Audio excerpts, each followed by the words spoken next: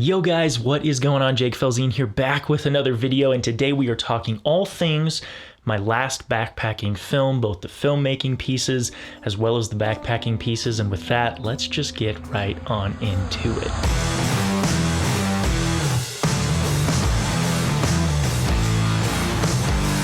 All right, guys, so we're going to just jump on into it today. I got to say, let's see, I've got kind of some notes on my phone, just kind of been keeping track over the past kind of week, editing that video, doing that video, and just wanted to talk through some of my takeaways from making this video because, you know, I like to do this. You guys know I like to reflect on a lot of the videos that I make and kind of share the lessons learned with you guys, both the filmmaking piece, which I think is why a lot of you are here, but also I thought I'd talk about the backpacking piece as well, since that's a huge part of this video. In general, I will just preface and say I'm going to be critical. I want to, you know, kind of break apart things that I want to do better next time, because obviously I want to always get better at this craft. I always want to be making better, movies or films or whatever, videos. I want to be making better videos.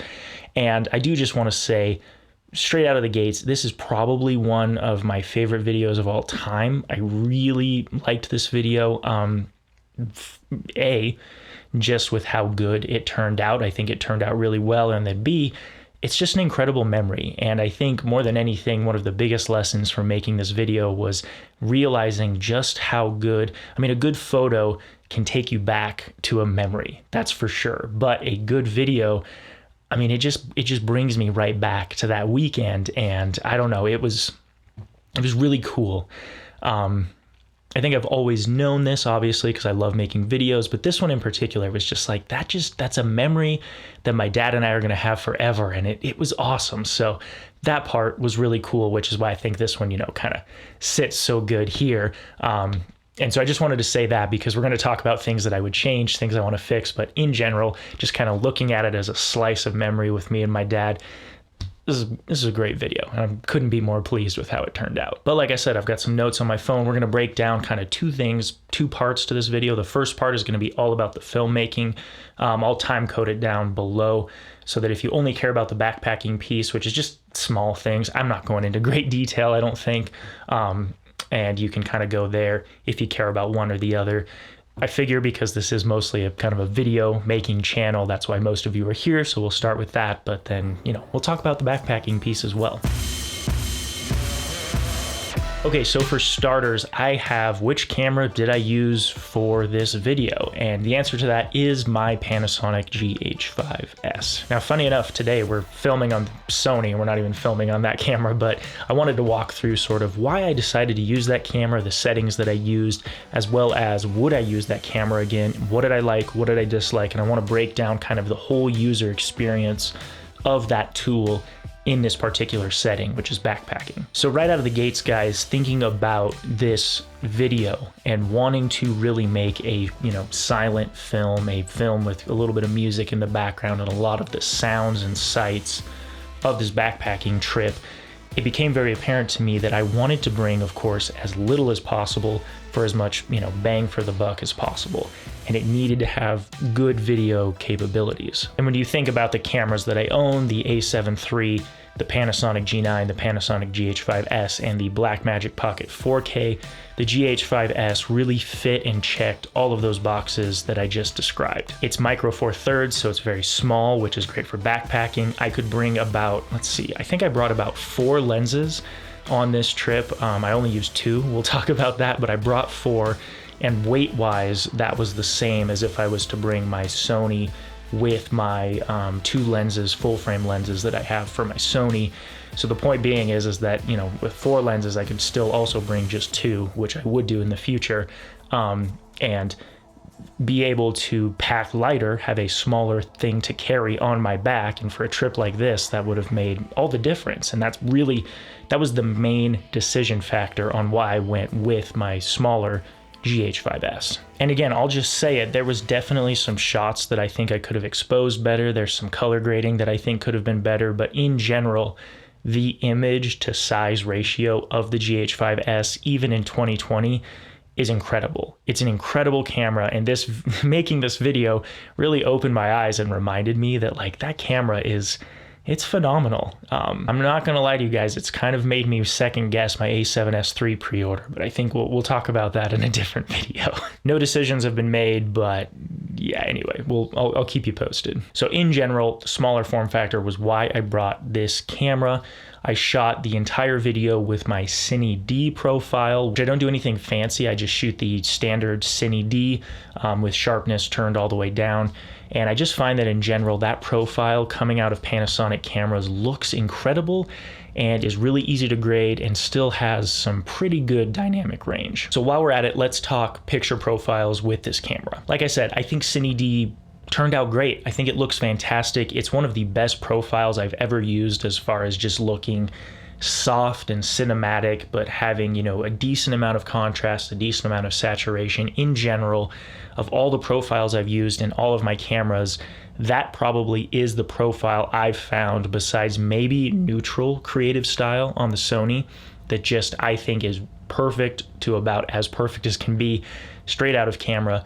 I just think it looks really good. Now, when it comes to one of my first major critiques, I will say Cine D was lacking in the dynamic range department. And again, for those of us who are new, dynamic range is just how much detail is in those bright parts of the image and how much detail and information can we see in the shadows, the dark parts. Good, expensive cameras, the better cameras, the cameras we want have huge dynamic range. Lots of information we can see in the shadows, lots of information we can see in the highlights. And the GH5S has incredible dynamic range. I mean, it's really got some magical dynamic range if you shoot in the V-Log profile, which is just their, Panasonic log profile.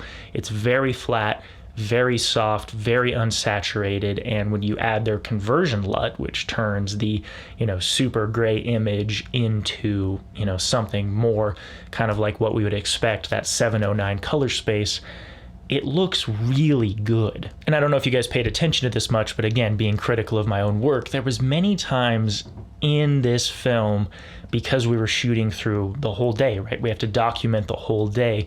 There was many times from the middle of the day when the dynamic range was just incredibly challenging, trying not to have our skin, look super bright and be blown out, and trying not to have, the shadows be too dark, and just trying to see as much of the scene as possible, right? That was definitely a challenge shooting in Cine D. So I really think that one thing I would change is the weekend, or let's see, we got back. That week that we got back, I got on my Panasonic camera, and again, this was kind of a confidence thing. I've been shooting so much with the Sony that I was like, okay, I know Cine D looks great. I love Cine D. I'm going to use Cine D. I can't remember how the log, kind of workflow is. I was a little bit nervous, so I shot it all in Cine D. And to be truthful, I shot it all in 8-bit, so I didn't even have 10-bit going on the GH5S, and I was just kind of nervous on card space. I brought 3 64 gig cards, ended up being plenty. I could have totally shot 10-bit, I could have totally shot log, but that week after we got back, I did a ton of log practice again with the Panasonic. Again, guys, if you've got a camera that can shoot log, one of the best things you can do, especially throughout the week, is just go shoot. Go shoot situations and practice color grading, because log is tricky. Log is super tricky to work with, and I think just in my findings, whether it's Sony's log, Panasonic's log, Blackmagic's log, any of them, you kind of got to know what they're good at, how to expose them, what grades the best, and just practice, right? That's all I can say. Is it's just kind of one of those things, and I was feeling a little nervous to use the log in the GH5S, so I didn't use it. I used Cine D, and then that week after, I did a ton of practice with it. And I gotta say, I kind of forgot this, but that week of practicing with it, I realized Panasonic's log, when you use their conversion LUT, if you expose, for right down the middle with your exposure meters, 95% of the time probably, it's almost perfect. It looks really good. So that's definitely a huge thing I would change about the way I shot this film. I would shoot it in log.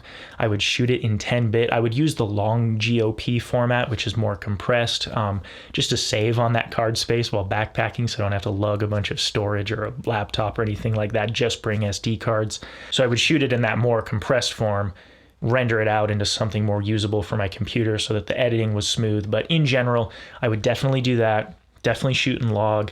And I would shoot in Cinema 4K. I ended up using that aspect ratio for this video, and I didn't even use, I forgot that camera has Cinema 4K aspect ratio built in for both 4K 24 and 4K 60, and I didn't use it. So technically I was actually cropping out a little bit of resolution to get that widescreen angle, and I should have just done the in-camera Cinema 4K. So I think as far as picture profiles and settings go, again, am I sad with how this video turned out? Did I feel like at the time I made the best decision shooting, smaller file sizes with a more finished, polished image straight out of camera? Yeah, again, not sad. I think some of the shots just look incredible. But again, the filmmaker in me, knowing how much better I could have made it, I wish I'd shot in log, and I think in the next, when I make another one of these, I will definitely be doing that in the future. We've kind of talked about camera weight, why I went for the smaller sensor. We've talked about the log that I wanted to talk about. Oh, too many lenses. And I mentioned this at the beginning. I brought my telephoto lens, my favorite prime lens, the 15mm, my 24 to 70 equivalent, which is the 12 to 35, and the 8 to 18 Panasonic lens. I ended up only using my super wide lens and my standard zoom lens, that 12 to 35. Didn't use the prime, didn't use the telephoto. Again, I felt like I could carry more lenses because it wasn't as heavy, but for a film like this, it just really didn't make sense to have those extra lenses. Now, I could see in the future if we were doing like a snowmobiling film, which I am planning on doing as well, in a backpack, not backpacking, but in a backpack, having more lenses like that with a micro four thirds system would definitely be advantageous, and I wouldn't hesitate to do it then. But for this particular instance, where really the whole goal of the film is to just have a versatile lens that can capture as much of the landscape as possible, as well as, again, kind of document the story of backpacking. I really needed, I could have definitely used one lens, and two's nice, right? And two micro four third lenses that would get me all the way from a 16mm full frame equivalent to a 70mm full frame equivalent weighs as much as kind of probably what like a 24 to 70 might weigh. So in general, guys, micro four thirds is just great for backpacking because of the lenses. The camera bodies are about the same size, which is something you got to consider. I mean, everyone always says it, but seriously, full frame like Sony cameras are tiny, but the lenses, they're big. They're bigger than micro four thirds lenses, and that's something you just kind of got to consider. With that point, guys, I think it's relevant, again, talking about micro four thirds and full frames. What about that bokeh? When I'm talking about bokeh, I mean, you're seeing it in this shot. We're filming full frame on a prime lens. The background is very blurry. Bokeh is very cool, and I think bokeh looks incredible. I think it's a very great artistic tool. That being said, for a film like this, I got to be completely honest with you, in almost every situation, unless it was kind of a close detail shot of the gear or smaller little detail shots of backpacking, when it comes to backpacking, I want as much in focus as possible. And I know that some of you may or may not disagree with that, but really when you're out in nature and you have these magnificent backdrops to show, unless it's stylized or unless it's specific, I like having everything in focus because then you can see everything, right? You're not blurring out that epic mountain that's behind you. It's there, it's part of the story.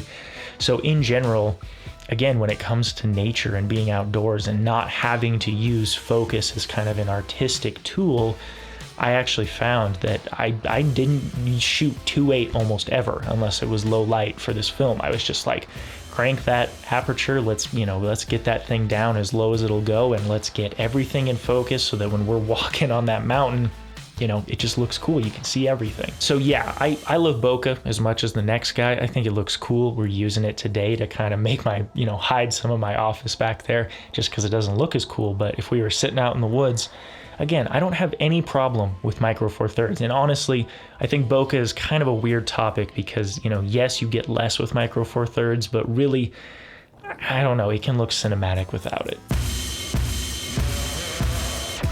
Okay, so I think we've talked the camera piece to death, at least like the camera itself. I think let's ask the overarching, most important question, which is, would I use the GH5S for a project like this again? Somewhat of a moment of reflection here.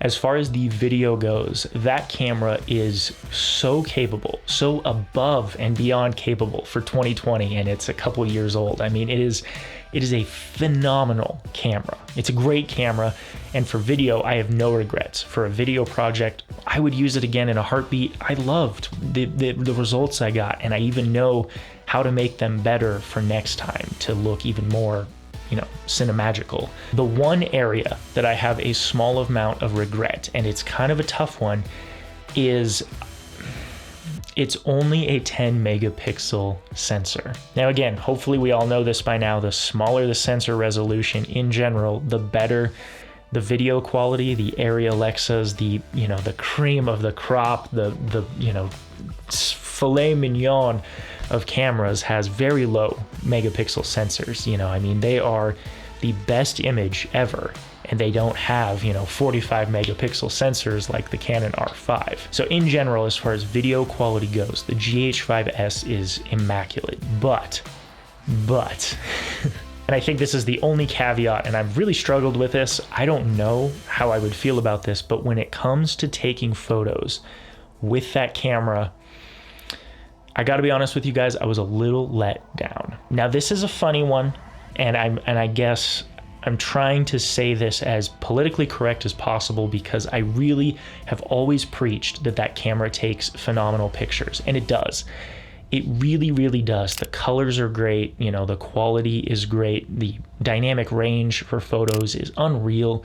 It's a great photo camera. It's a great hybrid camera, but it is definitely a video camera first. I mean, if you're a YouTuber and you just need like thumbnails and, Instagram posts, 10 megapixels is plenty. It's absolutely plenty. The one little regret that I have from this trip is we were walking through scenery that is probably some of the best I've ever seen. I mean, we were walking through landscapes and mountains and, lakes with images and shots that were, like things I've never seen. And it honestly, I couldn't recommend this hike enough.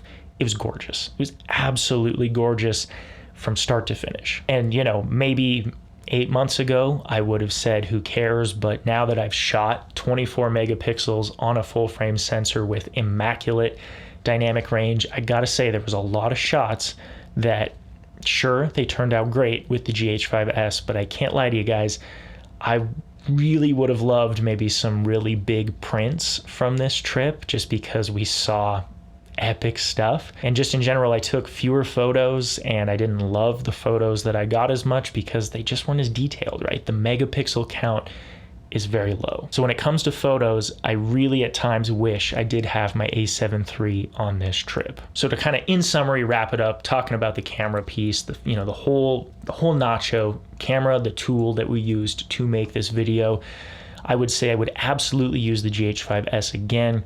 If I know that I'm just making a video, which is again really what I wanted to do for this project, it's a perfect camera and I would totally use it again. It's a great camera. I'd recommend it to literally anyone. But for photos, I can't lie to you guys, I wish I had my A7 III, because I think I would have, put maybe something huge on that black wall that, I wish I had it. So I think it leaves kind of a very important question. I think the A7 III is a much better hybrid camera. You're still getting crazy good low light. The video features are still very good. They're not nearly as good as the GH5S, but they're still very good. And you're getting a much better photography camera. So maybe in the future on a trip like this, I might bring the A7 III. I don't know. It's hard to say. A big reason, again, was the weight and having those smaller lenses with the Panasonic. So it's kind of give and take. I think either camera would work great, and we'll kind of see what I bring next time. Let's talk about the tripod that I used for this video. Now guys, I have the Peak Design Travel Tripod Aluminum Edition, which is about, I think it's about a pound heavier than the carbon fiber edition. I'm trying to remember pricing, but I think it was close to half the cost of the carbon fiber edition. And at the time of purchase, looking at the overall weight, it is still an incredibly light tripod, even though it's not carbon fiber. And when you looked at the feature set to weight ratio, it's one of the best tripods on the market. That being said, I don't know. I don't know if I need to come up with a better system or what the deal was, but this tripod felt heavy backpacking. It really did. It felt heavy, and I don't know. I need to do some more research, some more weight. It's a great tripod. I would totally recommend it. I mean, it's fantastic. But for backpacking, I had mixed kind of feelings about it. I'd love to maybe try the carbon fiber one, but it's like $700 or something crazy, so I didn't buy it because this one was way cheaper. And I guess maybe that's why, but I don't know. I'd be interested to know if the carbon fiber one makes a huge difference, because I definitely was feeling the weight on this tripod, and that was a bummer. But I do have to say, on the flip side, this tripod has that cool Peak Design Arca Swiss mount, I think. And I also have the little Peak Design shoulder strap, so I was carrying my camera on the shoulder of my backpack. You know, hands-free, I could use both my hands while hiking and backpacking, which was fantastic. And that could mean I could carry the tripod or sling the tripod on one of my straps. I mean, at the end of the day, you know, taking the tripod out, putting the camera, you know, taking the camera off of my strap, putting the camera on the tripod is so fluid. It's a very seamless end-to-end solution for making, you know, something like this. But yeah, I just kind of have mixed feelings on the weight. So we'll see, maybe some room for improvement there. Okay, and the last topic I want to talk about today for the filmmaking piece is the walking shots. Guys, when you're making a backpacking film, which, I should have said this like light years ago. This film, of course, if it isn't obvious, was heavily inspired by Craig Adams. Go watch his videos. He makes hiking films, and they're epic. They're so good, and they're very much this style. I think kind of the way I started it was a little bit of a Jake kind of flair to it, but then the rest of it was, you know, very much a Craig Adams kind of film. But he does a ton of walking shots, and I felt like I was doing a ton of walking shots, but I got to be honest with you guys, I probably could have done more. And I think just looking back and reflecting, those shots suck because, you know, it's this balance of how many times do I want to re-walk what I'm doing when I'm already sweating like crazy, you know, totally hot and tired. You know, how many times do I want to go back and re-walk a certain stretch of the trail? Because one thing, and I'll say this too, and I wish I'd done it more, if you can make yourself small in the frame and really show the magnitude of the landscape you're doing, it just is, it's cool. It's so cool, but then you've got to come all the way back, grab your camera and keep going, right? So definitely a pain in the butt, but I think one thing I learned is they suck, but you got to do them. You got to do them, and I would recommend more is better. When it comes to that, I would say a good rule of thumb that I want to implement is obviously don't film the whole thing. You're never going to have enough card space. That would be ridiculous. But I think maybe depending on your mileage, try to break it up and think about clips in kind of 10-second segments and try to space it out so that you have, you know, think about it in that way. For me, on this particular trip where, you know, we've got 20 miles of hiking, I probably should have been doing a 10-second clip maybe every, I don't know, quarter mile at least, just so that I had plenty of footage. And I definitely still think we had plenty of footage. I think the film was great, and it was still 25 minutes long. So, you know, it was a beefy boy, but I don't know. I think I could have done more walking shots, and a lot of the kind of breaking up and setting up of camp maybe could have been less. So anyway, food for thought. We'll kind of see how the next one goes. Another point I thought I should just make really quick is the gear list of what I brought on this trip, which I thought, you know, you guys might be curious about. What did I bring on this trip? Like I've already said, I brought the GH5S. I brought 4 lenses, the 15mm, the 45 to 150, the 12 to 35, and the 8 to 18, so 4 lenses. I brought my dust squeegee, you know, squisher thing in case I needed to blow dust off of the sensor. The microphone that I used is the Rode Video Micro, again, just because it's tiny. I love those microphones. They're super small, and I think their quality is great. Funny enough, I brought ND filters, but didn't use any of them because I was just shooting high apertures, and again, I kind of forgot that for a film like this, I wouldn't want, you know, those shallow depths of field of view. So that super shallow, you know, wide aperture look, I just didn't use that much. I just controlled my exposure mostly with my ISO and my shutter. So I don't know, I might bring ND filters, but I probably wouldn't in the future. And really, that's pretty much all of the filmmaking gear I brought. It's pretty straightforward, pretty simple. So I think, guys, that pretty much covers the gear and things that I used, things I would maybe tweak about how I filmed it. Real quick, as far as editing goes, I did this all in Final Cut. As you guys know, I constantly bounce back and forth between Final Cut and Resolve. I don't know, they're both so good. For this particular project, I kind of wish I'd actually done it in Resolve, just for the color grading and the sound control.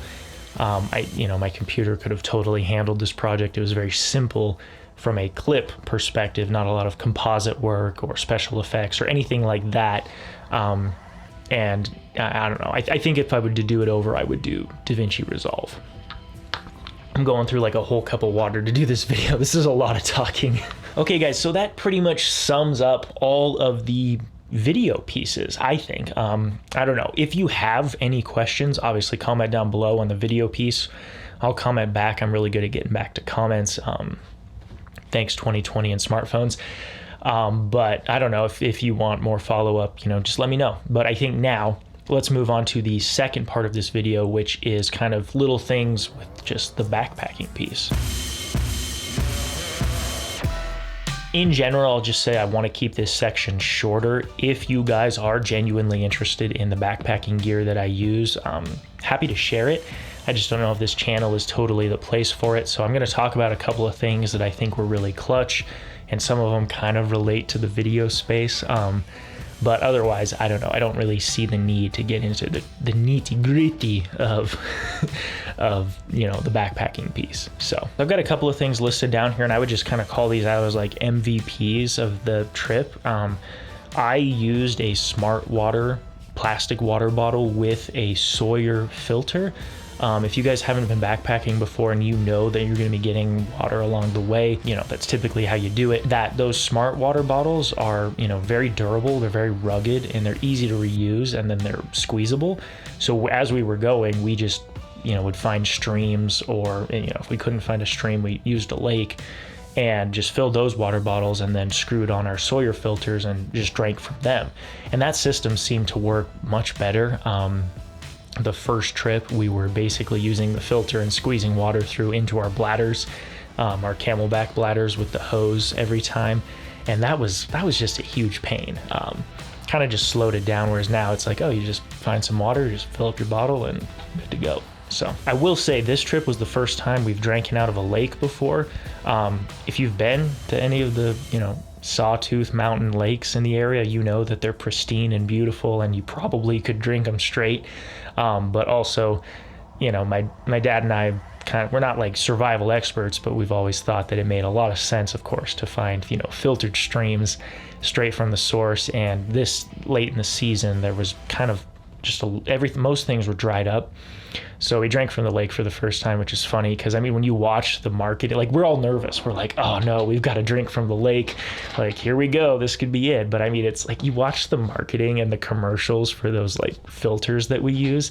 And I mean, they're like, I mean, it looks like they're drinking out of the sewer, and they're like, yeah, you're fine. It's, you know, it's going to filter everything. And I'm just like, okay, whatever. But anyway, lake water is always going to have potentially more crap in it than, you know, the stuff filtering out of the ground. So that was just kind of funny. I don't know. Again, kind of anecdotal. But the second big difference that I did for this trip, and again, it was colder. Late summer meant for really hot days and pretty cold nights. I guess I'm not wearing it now, but I wear a kind of breathable layer that's long sleeved and with a hood. It's kind of my sun protection layer, just because I just sweat a lot, and so sunscreen is kind of hit or miss because I just, you know, I sweat most of it off. So having that hoodie and the long sleeves is really nice, and it's really lightweight. In this trip, I brought 2 of those. Those were my only base layers, and then I brought a hoodie for sleeping at night. Last time, to save on weight, I didn't bring a hoodie, and I brought more thinner layers. And I think this trip, actually, I was carrying less weight because I just had 1 hoodie and a couple of base layers, and I was almost like too hot. at night, and it was way colder than the last trip we did. And just in general, I felt like that was a really good way to go. So I would recommend that. This is Clutch. I don't know. It's on Amazon. We order it every time before we go, but we get Mountain House food, and they're just freeze-dried meals in really, strong pre-packaged packages, basically, which it's probably not great for the environment. But anyway, it makes cooking ridiculously easy when you're backpacking, because you have a whole meal in a, resealable Ziploc bag. And essentially what you do is you just boil water and pour water into it and mix it around and let it sit. And, 10 minutes later, you've got a pretty darn, when you're backpacking, it tastes incredible. So typically we bring one of those for breakfast, like granola. We really like their granola. And then, something for dinner. I guess technically it's a different brand that I brought for dinner. It's like, what is it? Peak something?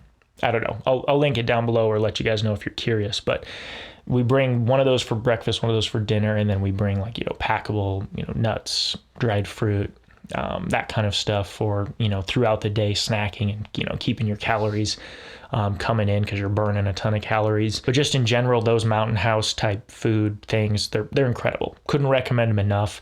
They make cooking and packing your food super easy. It tastes incredible for backpacking by backpacking standards, and it's really easy to make. So definitely would recommend those. The other thing that I think is really cool, and I found this, and it's kind of just a peace of mind thing, but I have a little mini solar panel battery. You can pre-charge it before you leave, and it acts like any other battery bank. And then as you're hiking or whatever, you can hang it on your backpack, and essentially it's just always charging itself. It's really slow. I think they were saying it takes almost close to 40 hours to do a full charge. But on the flip side, I think if it's charging from the sun and you plug in your phone, it takes kind of 4-ish hours, I think, to charge it to completion. I like that for a couple of reasons. A, I can recharge my camera batteries, which means I should be bringing less batteries. I brought 4 batteries this trip, and I wish I'd only brought maybe 2. The other big reason I like having it is kind of a safety net thing. We use GPS on our phones to do kind of our mapping and seeing where we're at on the trails. We download the maps ahead of time because there's no cell service, and then just use GPS to see where we're at on the trail. And essentially, obviously we're carrying compasses, and we would know for the most part how to get out of somewhere if we were to get lost. But with GPS and a solar panel, and two phones, because we obviously have our phones, in almost every way, it's just kind of that peace of mind of knowing that, it's going to be pretty damn hard to get lost. So I really like the little solar power battery bank. Again, I think you could bring, just a charged battery bank that was smaller and more compact, but I like that peace of mind of knowing that I will always have juice no matter where we're at for our phones or for my camera batteries if they die and I need to charge them. I'm not going to be missing shots, and we're not going to be getting lost. Oh, okay. So I think, guys, that's all I wanted to talk about with this video. That was a mouthful. I need to go drink some more water. I got dehydrated from all that talking. Hopefully this video isn't like a whole hour long, but that was just kind of my thoughts on this thing. Just things that I liked, things that I didn't like. Just wanted to give that feedback to you guys so that you can go do this yourself, and for me, just to document for next time, what am I going to change? Because I think more and more I'm starting to realize that some of my favorite films or my favorite things to do in the world is to go make either a film or a video or take pictures doing outdoors adventure type stuff. That just is kind of my heaven on earth. I just love it. Simply put, I just love it. So I want to do this more and more. I'm going to try to integrate it more into the channel. I hope you guys liked it. It's not necessarily going to be just backpacking. There's probably going to be some winter activities this winter. I'm already kind of scheming up some ideas. And, I'm obviously, you guys know I'm a big mountain biker. So I want to hit kind of some more mountain biking type stuff in the future, probably next summer. So anyway, point being is I'm looking forward to doing more of this. I hope you guys liked this. If you liked this video, if you learned something or have any other things that you want to share with me, maybe some other things that are like, hey Jake, you didn't think about this, try this. This would be awesome. I'd love to hear from you. So comment down below, like this video if you liked it. And if you're new around here, consider subscribing. We do filmmaking and outdoorsy stuff, and kind of trying to make the best things we can with as little gear as possible. That's what this channel is all about, creativity from constraint. So I'm signing off. Peace out. You guys have a good one, and I'll catch you guys in the next one.